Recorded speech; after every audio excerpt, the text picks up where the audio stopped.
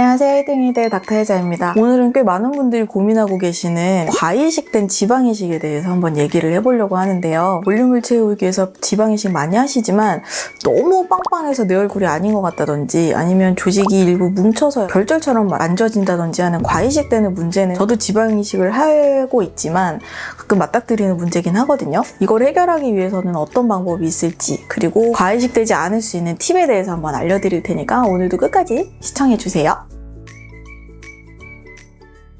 얼굴에서 적절한 볼륨보다 너무 많이 이식이 되었을 때를 보통 과이식이라고 얘기를 하는데요. 이렇게 되면 울퉁불퉁해진 느낌이 생기는 경우도 있고, 결절이나 요철이 없더라도 얼굴이 부해 보이고 내가 아닌 것 같다라고 느껴지는 단점이 있을 수 있어요. 그리고 젊을 때는 빵빵해서 좋았던 게 나이가 들면서 그 부위가 먼저 무거워지면서 처져서 더 빨리 나이 들어 보이는 느낌이 든다, 이렇게 말씀하시기도 하거든요. 과이식된 지방의 해결법에 대해서 그냥 단도직입적으로 몇 개 말씀을 드려볼게요.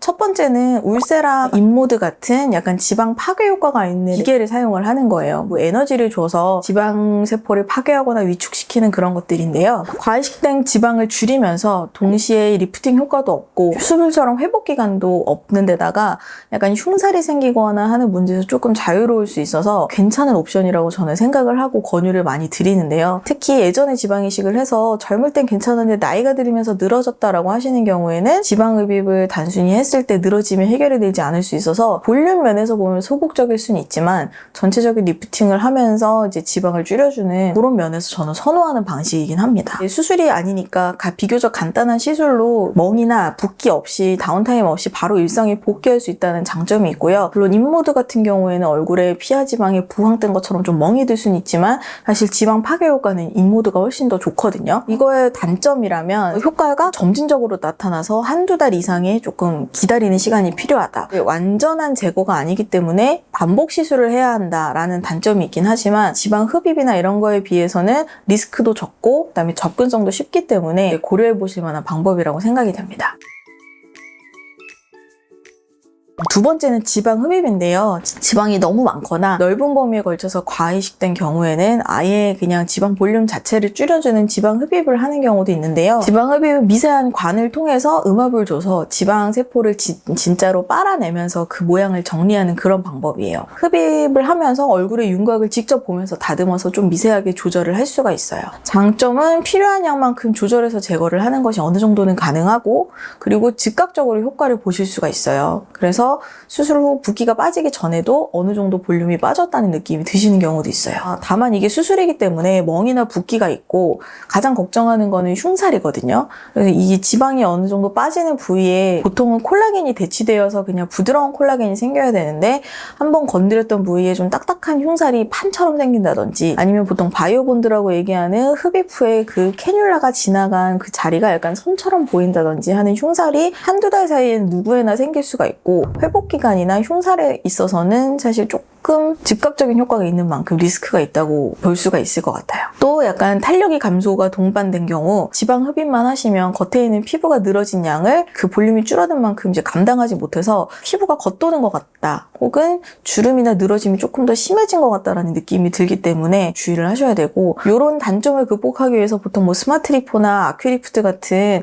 열로 지방을 녹여내면서 그다음에 피부 진피층을 열로도 타이트닝 한다, 요런 이제 그냥 흡입과 타이트닝을 동시에 하는 캐뉼라 앞에 레이저가 달린 거라 긴 관안을 생각하시면 되는데, 그런 방식도 있는데 그것도 탄력 면에서 조금 더 유리한 건 맞지만 적극적인 방법이기 때문에 피부가 너무 얇거나 하신 분들은 오히려 약간 꺼져 보이거나 아니면 화상을 입을 수가 있기 때문에 이것도 좀 제한적인 방법으로 쓰시는 게 좋습니다.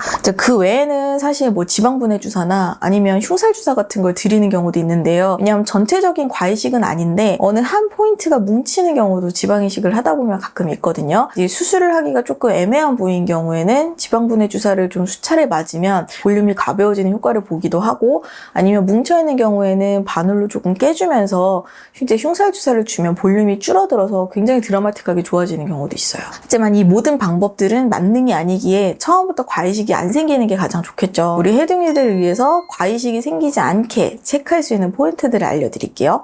첫 번째는 첫 수술 시에 무리하지 않는 게 중요해요.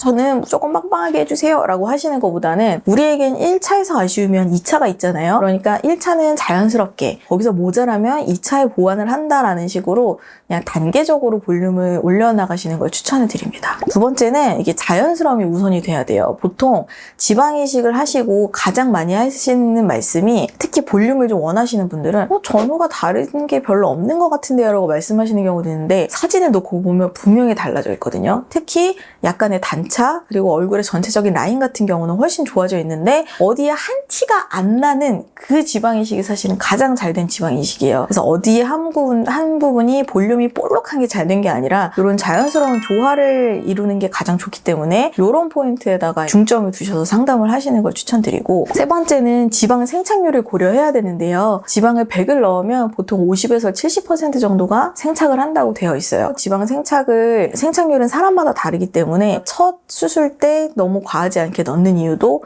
이 생착률이 너무 좋으신 분들은 약간 과이식됐다는 느낌이 드실 수 있기 때문에 아주 그냥 자연스러운 정도, 여기서 생착이 다 돼도 나쁘지 않겠다라는 정도만 제가 1차는 이식을 하고, 네 번째는 지방 이식 하시고 솔직히 체중이 너무 많이 증가하시면 처음에 예뻤던 얼굴도 과이식처럼 보일 수가 있거든요. 내 얼굴이 그냥 지방 이식을 안 해도 살이 찌면 커지잖아요. 근데 지방이 이식된 것들은 그 이식된 지방이 그 자리에서 내가 얼굴에 있는 지방처럼 살이 찌면 늘고 빠지면 줄고 하기 때문에 너무 큰 체중 증가도 과이식처럼 보이는 효과를 낼 수 있어서 그것도 주의를 해주시면 좋겠습니다. 다음에는 사실 제가 눈밑 수술을 할 때 눈 밑에도 사실 뭐가 되게 지방 스컬트라 옛날에 넣은 콜라겐 주사 이런 것들이 이물질처럼 뭉쳐서 오시는 분들이 되게 많거든요. 요거는 제가 다음 영상으로 토스해서 좀 더 자세히 말씀드리도록 할게요. 오늘 영상이 도움이 되시기를 바라면서 닥터의자는 여러분을 응원합니다.